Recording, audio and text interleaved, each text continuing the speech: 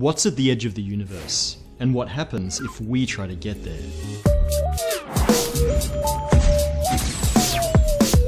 You might be thinking, wait, how is there an edge to the universe if it's infinite? This gets talked about a lot, and people usually say one of the following. The universe defines all of space and time that exists. Well, that's one definition of universe, but is it even part of our universe if we can never interact with it? And what if our universe is very, very different beyond the edge? The universe is infinite because general relativity tells us that the universe is demonstrably flat, and therefore the galaxies go on forever. But how flat?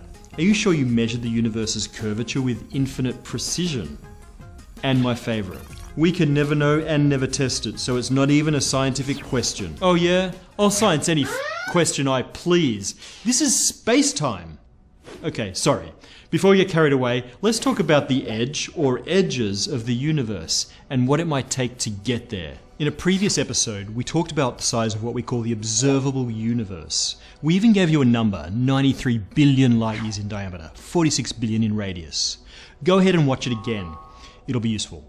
While you're at it, we're also going to be talking about the CMB, so it wouldn't kill you to watch that episode also. Okay, let's start with that 46 billion light year number. We defined that as the current radius of the known universe. It's the distance to that blob of the CMB, the most distant thing we can see in that direction. Now, it's not 46 billion light years to that actual blob. It is currently 46 billion light years to whatever galaxy or galaxy clusters that blob evolved into, racing away from us with the expanding universe as it did. We call this the particle horizon of the universe. It's the current instantaneous distance to the most distant part of the universe that could possibly have a causal connection to us. Anything inside the particle horizon is referred to as the known universe. Now, when I say the current instantaneous distance, I mean it's the distance that you would have to travel only if the universe froze in its expansion and you were traveling through static space. In cosmology, this sort of instantaneous distance is basically what we call the proper distance between 2 points. But nothing actually ever travels the proper distance. That's not how space-time works. The shortest path in space-time is defined by the geodesic, the path of light between 2 points. Even light takes time to make any journey, so we have to factor in the time interval, especially when space is changing. To travel to the particle horizon, we need to move through expanding space. And the closer we get to our destination, the more space will have expanded over the remaining distance. How far would you have to travel? Bad news, you'd have to travel infinitely far, even if you were in a spaceship that could travel at the speed of light. Just as black holes have event horizons, so too do universes. The event horizon of a black hole is that point beyond which we can never receive information because light from that point is redshifted into oblivion. It's a boundary to the observable universe. There's a region of this universe from which we can never receive any new signal. That is, any signal that's emitted today. This is because the distance that signal has to travel to get to us will be expanding faster than the speed of light before the signal reaches us. Same thing applies to our light speed spaceship.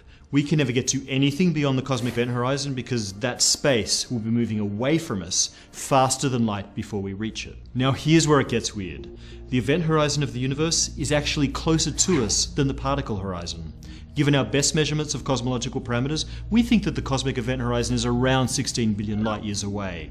This means that there are galaxies that we can see now that we could never reach or even communicate with. We're sort of seeing ghost images from outside the part of the universe that we could ever interact with. As our universe expands, more and more of it will cross the event horizon, and eventually almost all of it will be lost to it forever. Kind of sad, really. Of course, all bets are off if we can break the cosmic speed limit, so let's do just that. There's no doubt that Einstein was right in setting that limit for objects moving through space, but two regions of space can have superluminal relative speeds. That's actually the motivation behind the warp drive, which we might get to in a later episode if you're up for the challenge. But for now, let's just assume we have a nice Alcubierre-class warp ship and we burn the mass energy of entire stars to chase the particle horizon. What do we find? Almost certainly, just more universe. Bummer. Remember, the particle horizon is just defined by the limit of our current view. Move to my left, and my observable universe moves with me. Wait a minute, and my particle horizon expands. Travel to the particle horizon instantaneously, and you'll see the Milky Way as a cute baby CMB blob on your new particle horizon, and presumably a pretty similar distribution of galaxies and clusters all around you. But what if we keep going? What's far beyond that edge? Well, that all depends on the geometry of the universe. On the largest scales, the geometry of space-time is very flat. It's lumpy on small scales due to stars and galaxies, but smooth on large, sort of like ripples on the ocean. Measurements of the distribution of galaxies and the CMB confirm this flatness with very high, but not infinite, precision. If space-time really is perfectly flat, then with the most simplistic application of Einstein's equations, we get that the universe is infinite. Now, people claim this a lot. So, if it's true, what happens if you cross the particle horizon? The universe just goes on and on and on and on and on and on and on and on and on and on and on, and infinity is its own amazing beast, and there are many types of infinity, including some that involve infinitely repeating versions of this bit of the universe. But is our universe really perfectly flat? Think about it this way. The surface of the Earth looks pretty flat to us because we really can't see the curvature locally. But get some perspective by taking a ride on the International Space Station, and it's clearly curved. What if the curvature of the universe is so small that we're just not seeing far enough or measuring precisely enough to detect it? It's very possible that the universe has curvature just inside the uncertainty range of the best measurements to date. If that curvature is positive, then it may be that the universe is really the surface of a hypersphere, the 3D surface of a 4D sphere.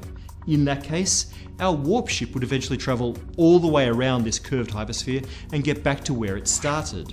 Okay, so how far would it have to travel? Based on a recent estimate of the minimum radius of curvature of the universe, you'd need to travel an absolute minimum of 18 times the distance to the particle horizon to get back to where you started, assuming expansion froze for the whole journey. We also have to keep in mind that these geometries assume that we can just extrapolate Einstein's equations in the most simplistic way.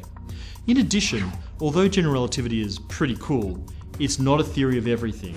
Non-crazy ideas for the origin of cosmic inflation suggest that our universe may just be a slowly expanding bubble in an exponentially, infinitely inflating multiverse. Now, bubble universes may be finite in size, regardless of internal geometry, and so they may have a true edge.